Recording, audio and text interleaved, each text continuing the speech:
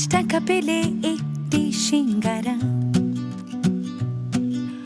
10 টাকা পেলে লাল গোলাপের দোকান,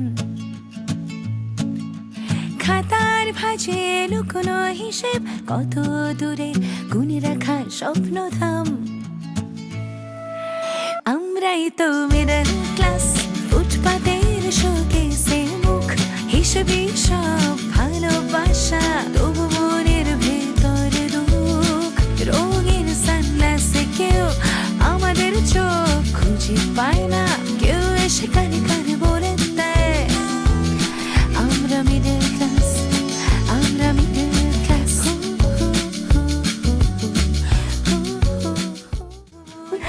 জমশেদ না খেয়ে বসে আছে, আমি না গেলে খাবে। ওরে বাবারে পিরিত্রে, জমশেদ না খেয়ে বসে আছে। বাসায় সবাই আমাকে বকা দিয়ে কথা বলে।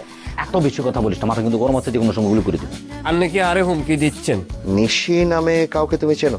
না তো ভাইয়া, নিশি নামের কেউ নেই আমাদের কোচিং এ। আমরা খুব তাড়াতাড়ি আমরা প্রজেক্টটা ক্লোজ করে ফেলতে পারবো।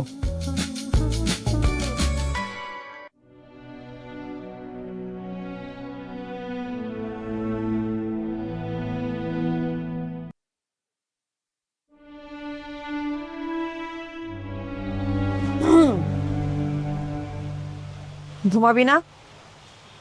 না, তোমার সাথে ঘুমাবো না।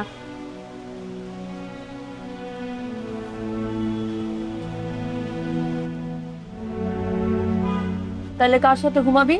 কই ঘুমাবি? দরকার হয় আমি বাথরুমে ঘুমাবো, তাও তোমার সাথে ঘুমাবো। বাথরুমে?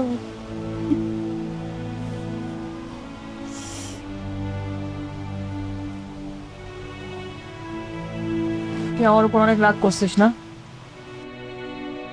করবো না? তুমি শুধু শুধু আমাকে থাপ্পড় মার লাগান।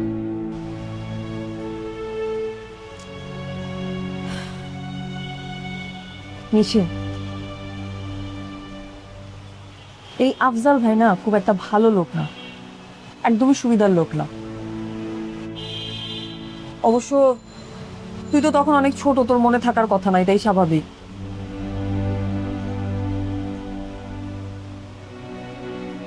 মানে ছোটবেলায় যখন বাসায় আসতো তখন তো আমি একটু বড় না, চকলেট নিয়ে আসতো, নানান রকমের গিফট নিয়ে আসতো, কিন্তু তার উদ্দেশ্য একটু অন্যরকম ছিল।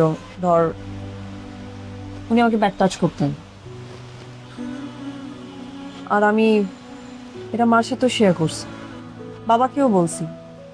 কিন্তু বিশ্বাস করবি, মা বাবা কেউ না আমাকে ট্রাস্ট করে নাই। মা বলতেছে ও তো অনেক ভালো ছেলে, লক্ষ্মী ছেলে, তোর ভাইয়ের সাথে ব্যবসা করে, চাকরি করে, এরকম করতেই পারে না। বাবা বলছে কি জানিস, বাবা বলছে আমার আদর্শ স্টুডেন্ট, আমি ওকে এই আদর্শে বড় করিনি, ও কখনো এরকম কোনো কিছু করবে না। কেউ কিন্তু আমার কথা ট্রাস্ট করে না। আর এখন চিন্তা কর, হঠাৎ করে কি এমন হয়েছে যে তোকে এত দামি দামি গিফট পাঠাইতেছে সে? ভাইয়ের সাথে ব্যবসাটা ঠিক যায় না, এক্স কলিগ ছিল, এই যে এখন আবার মানে আউট অফ নোওয়্যার একটা লোক এসে তোকে এরকম দামি গিফট দিচ্ছে, নিশ্চয়ই তার আলাদা কোনো একটা ইন্টেনশন আছে। আমার কাছে বিষয়টা না ভালো লাগতেছে না, আমি আসলে তোর প্রোটেক্ট করতে চাচ্ছি না। তোমার কি মনে হয় আমি গুড টাচ ব্যাড টাচ বুঝি না?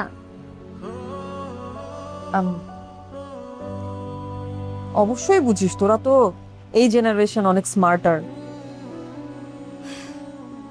শোন, আজকের পর থেকে তোর যা যা লাগবে তুই আমারে বলবি, যত দামি গিফট হোক আমি তোরে দিব, তুই শয়তানের কাছ থেকে কোনো কিছু নিবি না।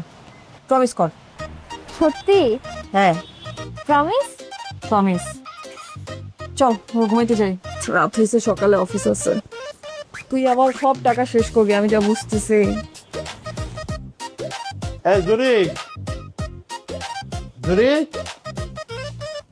কি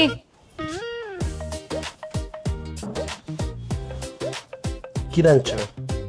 তেলাপিয়া আর বেগুন ভর্তা। এক তেলাপিয়া আর বেগুন ভর্তা খাইতে খাইতে শেষ।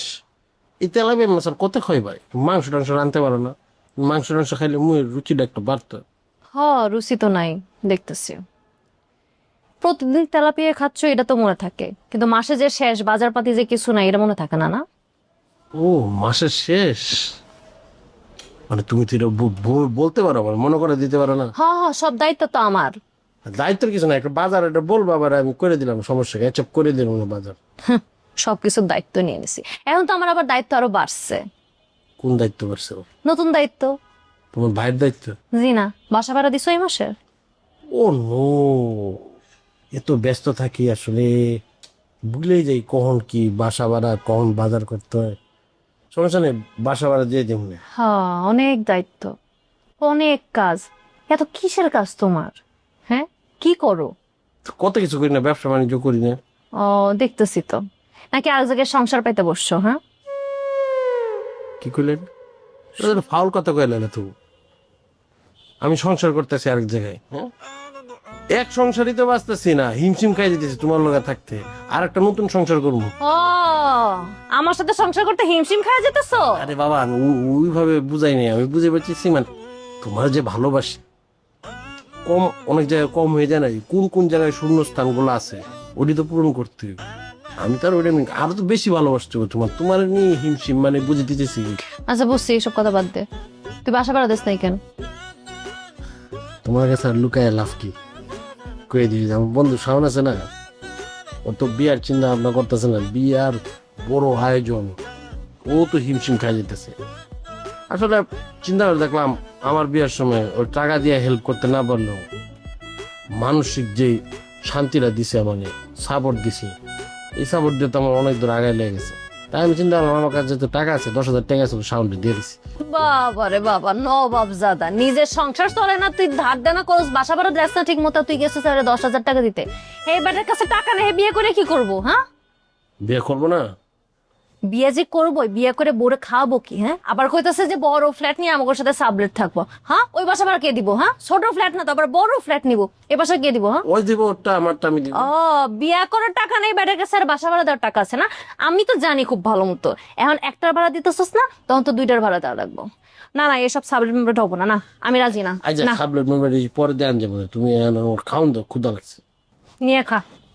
কেমন করে আমার লাগে মন না চাই নিজের কপালের মধ্যে জুতাতে বাড়ি। ধর আমার জুতা নে না। আরে এই কথা কই না, যা।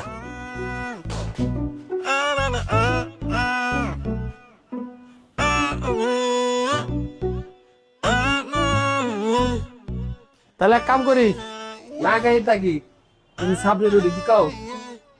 দেখবো নি তোর সাহস কত বড়। না না, ঠিক আছে। শেফালি, শেফালি, এদিকে আসো। এই পিয়াস, এদিকে আসো। আপনি আমাকে পিএস কেন ডাকছেন? আমি কি আপনার পিএস? আমি হচ্ছে শুধু মুবিন স্যারের পিএস, আর উনি আমাকে নাম ধরে ডাকে।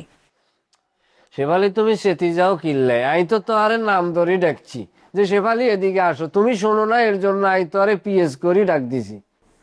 আচ্ছা ঠিক আছে। এই শেফালি, আসো, দাঁড়াও। তুমি আর সাথে এত শক্ত ব্যবহার করো কিনলে, আই কি তোর লাগে কি অত শক্ত ব্যবহার করিনি। বসো, স্যারের সামনে বসো। আমার কাজ আছে, আপনার তো বসে থাকি না আমি। আচ্ছা বললাম তো, তুমি কাজ পরে করিও, স্যারের সামনে বসো। পাগল, বসো, স্যার বলছে না।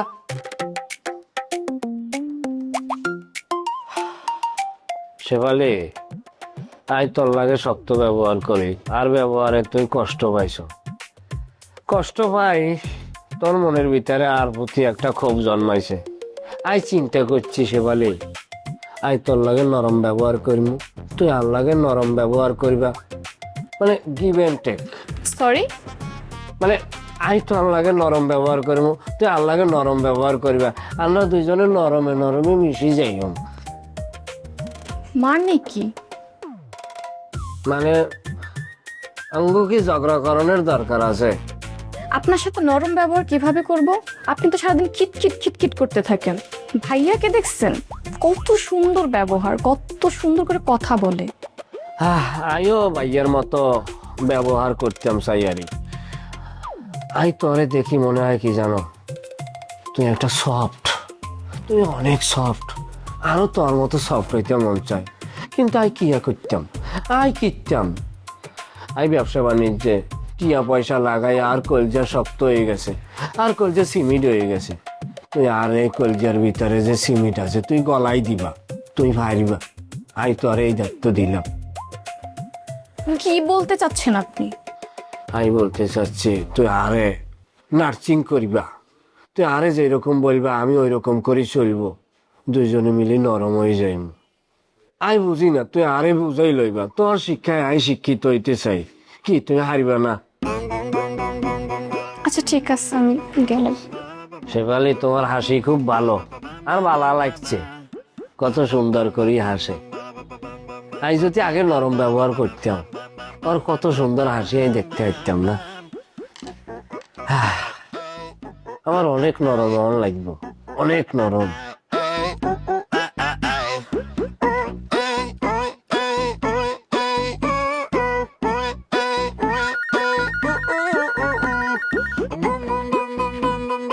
হ্যালো, শেফালি, মাঝে মধ্যে কল করব, বাড়ি খেরি করব, তুমি কিন্তু কিছু মনে করিবে না, কেন?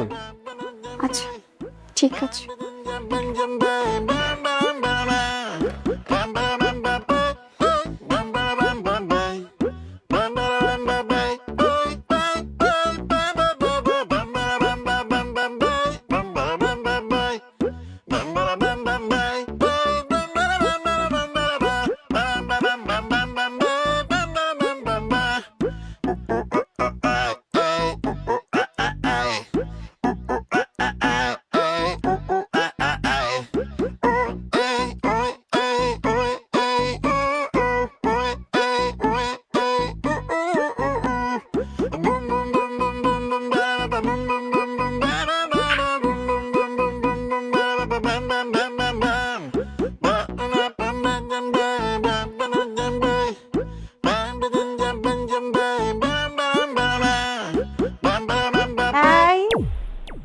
কি খাও তুমি? দেখি এগুলা কি? হালুয়া, আচার। আচার কিসের আচার? শরীরে তো অনেক বিষ বেদ না, কইতে আনছো এগুলা? হ্যাঁ, এটা তুমি কইতে আনছো?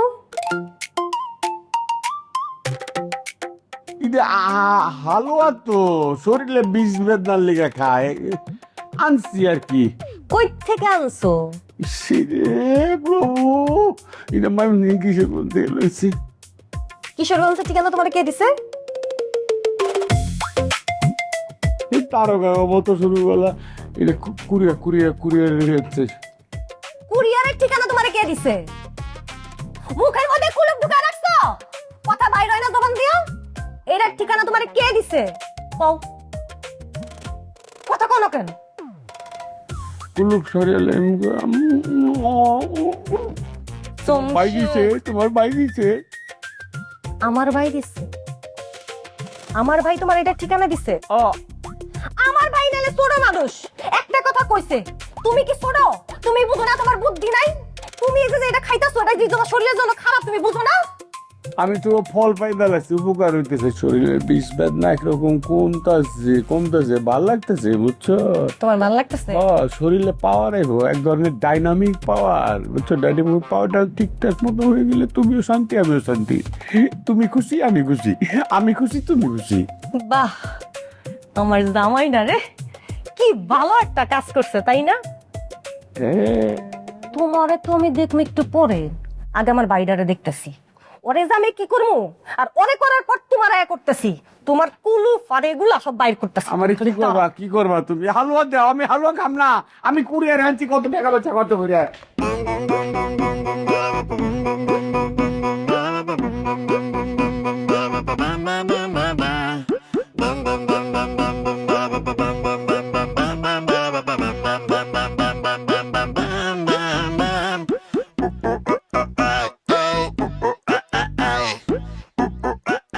ভাই ভাই ভাই ভাই ভাই, আসসালামু আলাইকুম ভাই। কি আর কমো ভাই, ওরা তো মহামাতি হইতে গেছে গা ভাই, আমার হাল ভালো হয়ে গেছে গা আপনার বুঝি। লুকাই দুঃখে লাগছিলাম, পরে যখন আমি একলা দরজা মরদে দিকে মুখে মাত্র একবার দিছি, ঠিকঠাক মতো গেছে। দ্বিতীয় যে মুখের মধ্যে হাত দেখছি, বুঝলাম মাছ পাখি যেরকম থামাবে হাল ভাই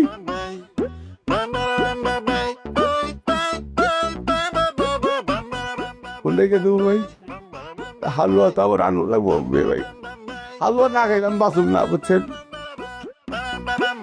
আচ্ছা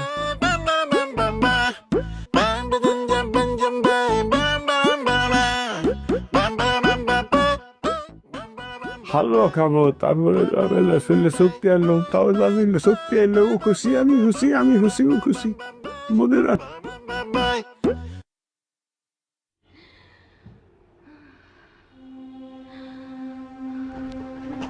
জরি, হ্যাঁ জরি, জরি কিছে তোর?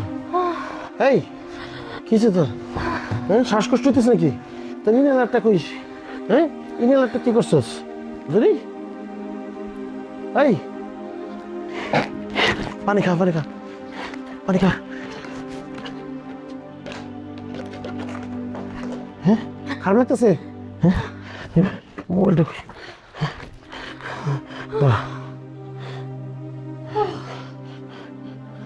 কিছু হইব না, কিছু হইব না। হ্যাঁ ধরো নাকি ফোন? হ্যাঁ শাওন কই তুই? বন্ধু আমি তো বাসায় একা, কি হইছে? তো জোরে জানি কেমন করছে শ্বাসকষ্টে, তুই একটু বাইরে তো। আচ্ছা আচ্ছা ঠিক আছে ঠিক আছে, বাইরে আমি আইতেছি, আমি আনি বাড়িতে। দাঁড়া।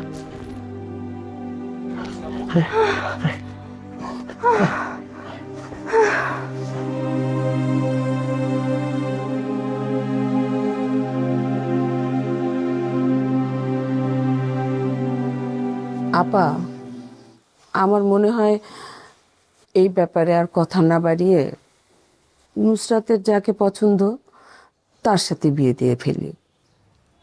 এই ছেলেকে নিয়ে তো আর আমাদের কম ঝামেলা পোহাইতে হয় নাই। এখন ধরো অন্য আরেকটা বাড়িতে আরেকটা ছেলের সাথে আমি আমার মেয়ের বিয়ে দিলাম, সেই বাড়িতেও গিয়া যদি এই ছেলে ঝামেলা শুরু করে, তখন তো আমার মেয়ে কখনোই জীবনে সুখী হবে না, তাই না? দেখ, তোদের যা ইচ্ছা, যেভাবে ভালো মনে করিস। এই নুসরাতের জন্য তো আর আমি কম ছেলে দেখলাম না, কোনো ছেলেরই তো পছন্দ করলো না। আর এখন যেহেতু পছন্দ করছে, আমার মনে হয় না যে দেরি করা ঠিক হবে। তুই তাড়াতাড়ি বিয়ের ব্যাপারে কথা বল। নুসরাতের বাবার সাথে কথা বলে আমি নুসরাতকে বলছি যে রাফসানদের পরিবারে একটু কথা বলতে, যেন ওরা এসে একটা ডেট ফিক্স করি আমরা একসাথে বসে। বৌমা, তুমি কি মবিনের সাথে কথা বলছিলা? ও কবে আসবে? আম্মা আমি তো কথা বলছি, আমারে তো কথা বললেই শুধু নিশির কথা জিজ্ঞাসা করে, তারে নিয়ে অনেক চিন্তিত। নুসরাত আপার কথা তো কিছু বলে না। কি আশ্চর্য কথা! আরে যারে নিয়ে কথা বলা দরকার তারে নিয়ে কথা না, নিশিরে নিয়ে পড়ে আছে। এই ওর সাথে তো আমার দেখা হয় না। ও এমন কি কাজ করে যে এত ব্যস্ত, উন্নতির তো কিছু দেখি না, খালি কাজ। মা নিজের ব্যবসা করতেছে তো, বিভিন্ন জায়গায় ছুটাছুটি করতে হয়, দৌড়াদৌড়ি করতে হয়, এই কারণে বাসায় খুব বেশি সময় দিতে পারতেছে না, ব্যবসা নিয়ে অনেক বেশি ব্যস্ত। শোনো বৌমা, এই ব্যবসা ট্যাবসা আমারে শিখাইতে আইসো না। এই ব্যবসা শিখতে শিখতে আমার বয়স পার হয়ে গেল, এগুলো আমি খুব জানি। বৌমা, চাটা একটু তোমার শ্বশুরকে দিয়ে আসো, সে বারান্দা একলা বসে আছে। আচ্ছা মা, আমি তো ভাবছিলাম এইখানে বসে আছে। আচ্ছা আপনারা খান। হ্যাঁ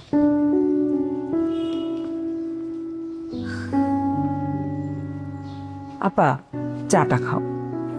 এত এত ছেলে দেখলাম তোর জন্য, কাউকেই পছন্দ করলি না। শেষ পর্যন্ত একটা বেকার ছেলেকে বিয়ে করবি?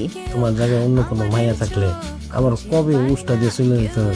প্রেমে লজ্জা শরম থাকতে নাই, প্রেম হলে ছাগল হয়ে যেতে হবে। কেউ যখন মানুষ একটা মাগনা মাগনা জিনিস দেয়, আন্নের বুঝতে হইব এর পিছনে কোনো বেজাল আছে। তুমি কার কথায় প্যান্ট আর টি শার্ট আর ক্যাপ পরা শুরু করছো? আমার বলতে হইব আজকে।